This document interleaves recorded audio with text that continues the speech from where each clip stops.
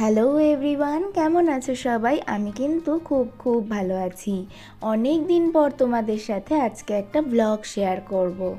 তো এই দিনটা ছিল কিন্তু একটু স্পেশাল, তাই ভাবলাম ভিডিও করে একটা ব্লগ বানাই।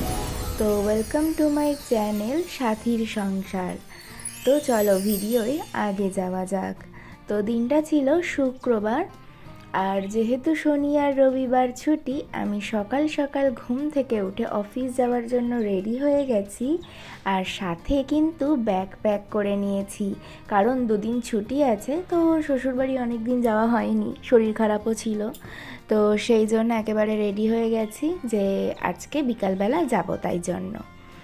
তো এখানে অফিস চলে এসেছে, আর আমি না গ্যারেজের দিকটা দিয়ে ঢুকি। এদিকটা একটু খালি থাকে, রোদটাও লাগে না, তো এদিকটা দিয়ে ঢুকি। তো তারপর একটু কাজ করে নিয়ে দুপুরের লাঞ্চ করলাম, আর দুপুরের লাঞ্চটা এত পরিমাণে ছিল তাই ভাবলাম শেয়ার করি। তো আমি তো নিয়ে গেছিলাম ভাত, ডিম সিদ্ধ, শাক ভাজা আর মাছ। সেখানে সুশোভন নিয়ে গেছিলো ডিম ভাজা, তো একটু ডিম ভাজা দিয়েছিল। পূজা দিয়ে এনেছিল টেস্টি টেস্টি একটা চিকেন আর খুব সুন্দর একটা সুজি। তো সেগুলো খেয়ে কাজ করে বিকালবেলা একটু তাড়াতাড়ি বেরিয়ে গেছিলাম মচলন্দপুরের উদ্দেশ্যে।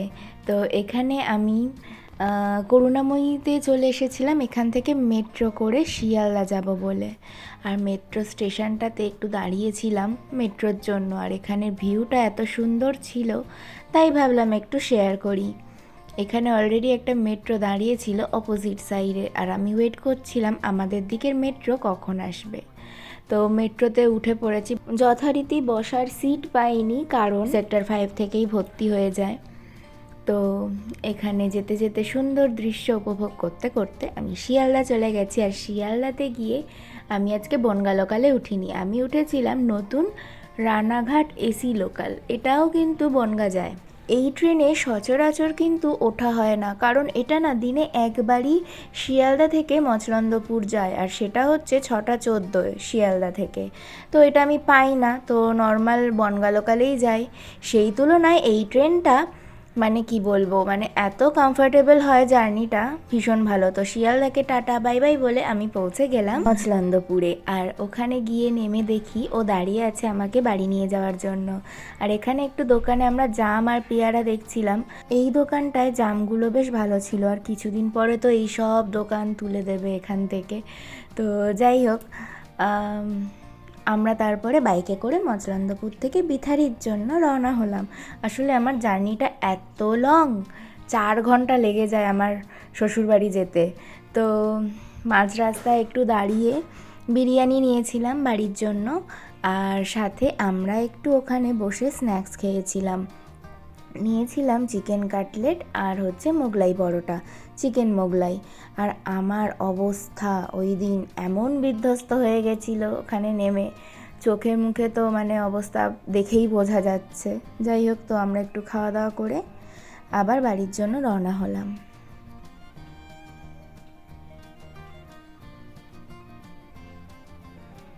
আর বাড়ি চলে এসে এখানে আমি একটু ঠাম্মার ঘরে বসেছিলাম, আর ভিডিও টিডিও কিচ্ছু করিনি।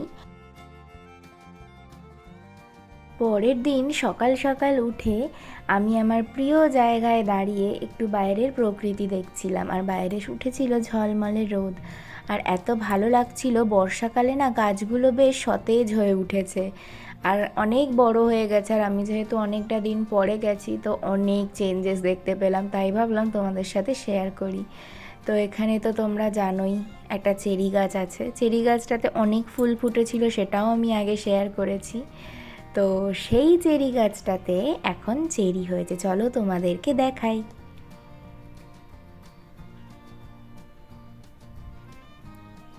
বেশ অনেকগুলোই চেরি হয়েছে ফাঁকে ফাঁকে।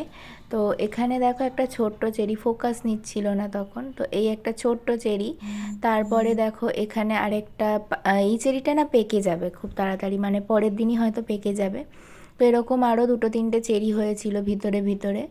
তো এই হলো চেরি গাছের অবস্থা। তাছাড়াও ফুল আছে, এবারে চেরি হওয়া শুরুও হবে অনেক।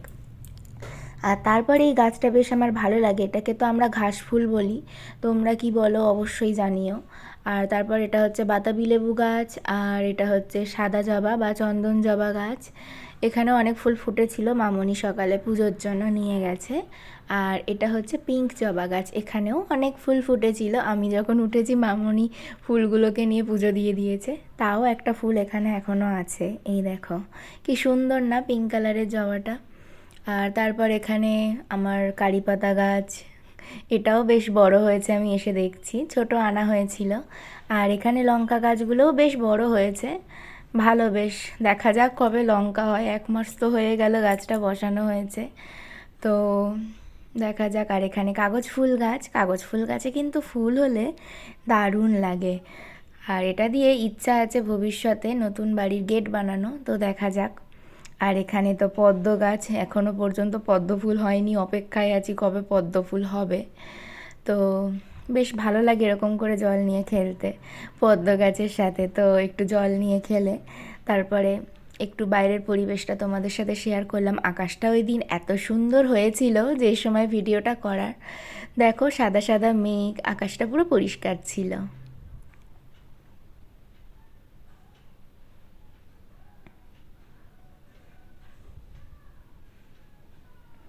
তারপর আমি নিচে এসে দেখি মামনি এখানে পুজো দিয়ে ফেলেছে। মামনি তো অনেক সকাল সকাল উঠে পুজো দিয়ে নেয়, তো এখানে ঠাকুরকে খুব সুন্দর করে সাজিয়েছিল। আর এই দেখো বলছিলাম চন্দন জবা ফুলগুলো তুলে নিয়েছে, তো এখানে এই চন্দন জবা ফুলগুলো তো খুব সুন্দর করে সাজিয়েছিল মামনি। আর এখানে আমি হিতিকাকে অনেক দিন পরে নিয়েছি, ও তো আমাকে চিনতেই পারেনি, স্বাভাবিক বাচ্চা মানুষ কতদিনই বা এরকম না দেখলে মনে রাখতে পারবে। তো যাই হোক, ওর সাথে একটু কিছুক্ষণ খেলার পরে ও বেশ হাসছিল আমার সাথে, তো বেশ কিউট, মানে অনেক দিন পরে দেখছি আরও কিউট হয়ে গেছে। আর তারপর এখানে ওই যে বিড়াল দুটোর সাথে আমি খেলতাম, তার একজনের বাচ্চা হয়েছে, তো এই যে বাচ্চাটা, তো ওর সামনে ক্যামেরা নিয়ে যাচ্ছিলাম, ও ভয় পাচ্ছিল, ভয় পেয়ে ঘরে ঢুকে গেছিলো। আর তারপর সকালে এখানে মামনি আমাকে একটু গরম গরম ঘি ভাত আর আলু সিদ্ধ দিয়েছিল, আর সাথে নিয়েছিলাম একটা কাঁচা লঙ্কা। তো সকালে এটাই ব্রেকফাস্ট করেছিলাম, অনেক দিন পর ভাত খেলাম সকালে, তো বাড়িতে তো ভাত খাওয়া হয় না, বাড়িতে ছাতু খাই। তো তারপরে এখানে একটু আলু কেটে দিচ্ছিলাম মামনিকে। আজকের মতো ভিডিওটা এখানেই শেষ করছি, পরে আবার দেখা হবে তাড়াতাড়ি।